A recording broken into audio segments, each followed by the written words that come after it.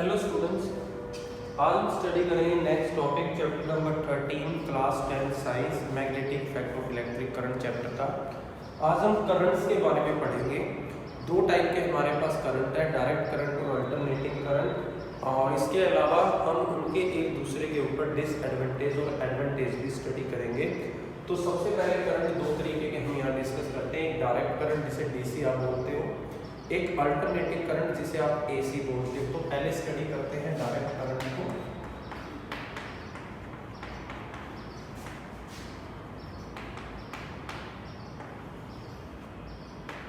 Short form में आप इसको डीसी भी बोलते हो। तो ये वो करंट है जिसका मैग्नीट्यूड या तो कांस्टेंट होता है या वेरिएबल हो सकता है, चेंज हो सकता है, लेकिन एक चीज जो इसकी सेम रहती है वो है डायरेक्शन। डायरेक्शन में आप इसको चेंज नहीं बोल सकते। तो हम ये लिख लेते हैं, देखो इसकी डेफिनेशन में, a electric current whose magnitude is an electric current whose magnitude is constant or variable, but direction of current is remain same। तो मैग्नीट्यूड तो चेंज हो सकता है लेकिन डायरेक्शन क्या रहेगी, सेम रहेगी। डायग्राम की अगर हम बात करें तो अगर मैग्नीट्यूड भी आपने कांस्टेंट लिया है तो फिर तो ये डायग्राम आ जाता है आपके पास। इसमें मैग्नीट्यूड भी कांस्टेंट है। यहाँ पर आपने आई ये करंट और नीचे जो है वो है आपका टाइम के साथ जो करंट आपको दिखा रहे हैं। लेकिन मैग्नीट्यूड चेंज हो सकता है टाइम के साथ। ये टाइम ये करंट, तो मैग्नीट्यूड तो जो है वो ऐसे भी आ सकता है। ये भी हमारे पास डायरेक्ट करंट हो सकता है, लेकिन डायरेक्शन दोनों पॉजिटिव है। इससे नीचे ये नेगेटिव आ जाएंगे। जो एसी आता है ये कभी भी नेगेटिव नहीं रहेंगे, ये पॉजिटिव टर्मिनल में, यानी कि एक तरीके से एक डायरेक्शन में रहने वाले करंट है हमारे पास। सोर्स जो है एसी डायरेक्ट करंट जो है हमारे पास, जो सेल होते हैं जो आप घड़ी में लगाते हो, रिमोट में लगाते हो, वो भी इसका सोर्स है। बैटरी जो आती हैं वो भी इसका सोर्स है। इसके अलावा डीसी जनरेटर हमारे पास डायरेक्ट करंट का सोर्स होता है। तो ये हमारे पास डायरेक्ट करंट की डेफिनेशन और उसके सोर्स थे। इसके कंपैरिजन में जो दूसरा करंट हम स्टडी करने जा रहे हैं वो है आपके पास alternating current.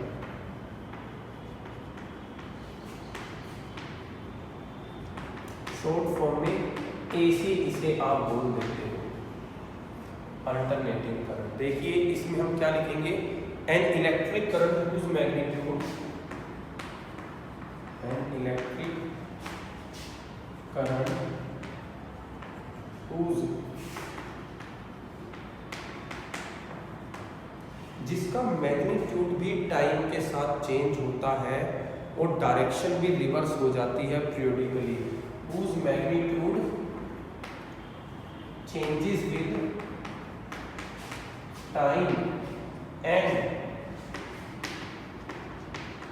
Direction reverses periodically is called alternating current। इसका टाइम के साथ डायग्राम से क्लियर हो जाएगा आपको। देखिए ये होता है अल्टरनेटिंग करंट की एक साइड, ये टाइम है यहाँ पर, ये करंट है। तो देखिए करंट की वैल्यू टाइम के साथ चेंज होती जा रही है। यहाँ मैक्सिमम, यहाँ कम, फिर कम होने शुरू हो गए, और यहाँ से यहाँ तक तो ये पॉजिटिव था, फिर आप नेगेटिव भी आ गया। तो पीरियडिकली रिवर्स भी हो रही है डायरेक्शन, और मैग्नीट्यूड भी इसका क्या हो रहा है, चेंज हो रहा है आपके पास। तो ये हमारे पास एसी करंट है, वो है डीसी। जो मेन आज टॉपिक रहेगा हमारा, ये तो आपको पहले से पता भी होगा बच्चों को। आज हमारा जो टॉपिक है वो है इनका आपस में डिसएडवांटेज और एडवांटेज देखना। तो पहले हम एसी की एडवांटेज करेंगे डीसी के ऊपर। Advantage of AC over DC. First advantage जो है वो है कि with the help of transformer AC की वैल्यू को अपनी मर्जी से चेंज किया जा सकता है। With help of transformer value of AC can B change. ये AC का बेनिफिट है। DC के साथ ऐसा पॉसिबल नहीं है कि जो DC की वैल्यू है, जो बैटरी से DC करंट आपको मिलता है, आप उसकी वैल्यू को अपने अकॉर्डिंग चेंज नहीं कर सकते। DC को चेंज करने के लिए जितनी AC आप अपनी हिसाब से ले सकते हो, और उसके लिए एक डिवाइस हमारे पास है, वो है ट्रांसफार्मर, जो AC के लिए काम करता है, DC के लिए काम नहीं करता। तो पहला एडवांटेज ये है कि AC आप अपनी मर्जी के अकॉर्डिंग चूज कर सकते हो वैल्यू, DC में ऐसा नहीं कर पाओगे। अब देखिए सेकंड फायदा क्या है AC का। AC can easily converted into DC with help of rectifier, but reverse is not so easy। AC को बड़ी आराम से DC में कन्वर्ट किया जा सकता है। रिएक्टिफाइड डिवाइस है जिसका काम होता है AC को DC में कन्वर्ट करना। आपके मोबाइल का जो अडप्टर है उसके अंदर रिएक्टिफायर होता है, क्योंकि मोबाइल DC पे चार्ज होता है, तो सॉकेट से आने वाली AC को ये रिएक्टिफायर DC में कन्वर्ट कर देता है। लेकिन उल्टा इतना आसान नहीं है। अगर DC को AC में कन्वर्ट करना हो तो वो इतना इजी आपके पास नहीं है। ये इस AC का बेनिफिट है हमारे पास। तीसरा, cost of generation of AC is less. Cost of generation of AC is less than DC। AC हमें सस्ती पड़ती है as compare to DC। DC में अगर आप जितने घर में इलेक्ट्रॉनिक डिवाइस है सबके साथ अगर आप बैटरी रखना शुरू करोगे तो बहुत कॉस्टली पड़ जाएगा, क्योंकि साल 2 साल के बाद तो बैटरियाँ चेंज भी करानी पड़ती हैं, मेंटेनेंस भी है। इसलिए AC हमें बहुत सस्ती पड़ती है। महीने में अगर हम बिजली AC यूज़ कर रहे हैं तो उसका भी बहुत कंट्रोल आता है एज कम्पेयर टू अगर आप सारी बैटरियाँ DC पे लगा देते हैं, वो आपको कॉस्टली पड़ता। फोर्थ जो है वो AC machines are very durable. AC machines are very durable।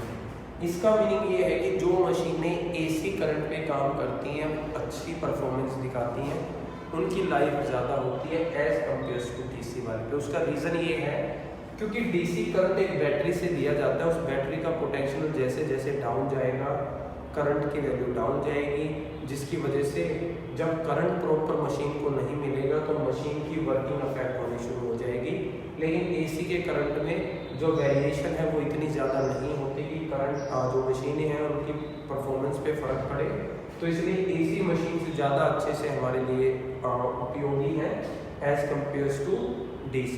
और लास्ट और सबसे इम्पोर्टेंट फ़ायदा AC का हमारे पास क्या है, AC कैन बी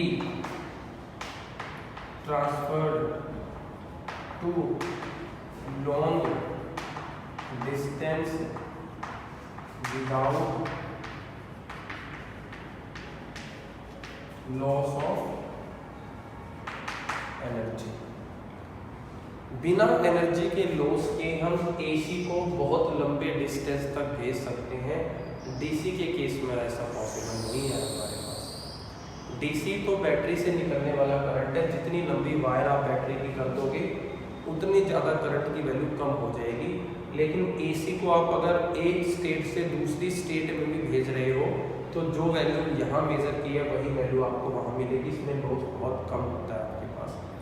ये है AC के फायदे DC के ऊपर। इसीलिए आपके घरों में हम AC यूज़ कर रहे हैं। अगर DC के फायदे ज़्यादा होते तो फिर DC को यूज़ कर लेते।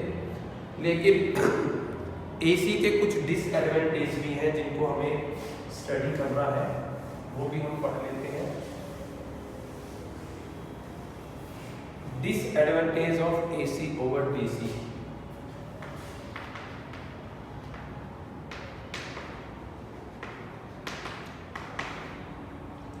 डिसएडवांटेज में सबसे पहला पॉइंट आता है AC is attractive in nature where DC is repulsive. AC is attractive in nature where as DC is repulsive. यानी कि अगर किसी को शौक लगता है तो AC अपनी तरफ अट्रैक्ट करके उसको चिपका लेती है, जो बहुत ज़्यादा खतरनाक है, क्योंकि एक बार अगर आप तार पर चिपक गए तो जब तक आपकी सारी बॉडी का जो ब्लड है वो सूख नहीं जाता तो तार आपको नहीं छोड़ेगी। तो इसका मीनिंग है बहुत ज़्यादा लॉस बॉडी का, डेथ भी हो सकती है। लेकिन DC रिपल्सिव है, DC का शौक आपको दूर फेंक देता है, तो जिससे एक झटका आपको लग के आप जो दूर गिर गए तो आपकी जान बच गई। AC में जान का खतरा ज़्यादा रहता है, तो ये इसका नेगेटिव पॉइंट है। दूसरा, AC can not be used, AC can not be used in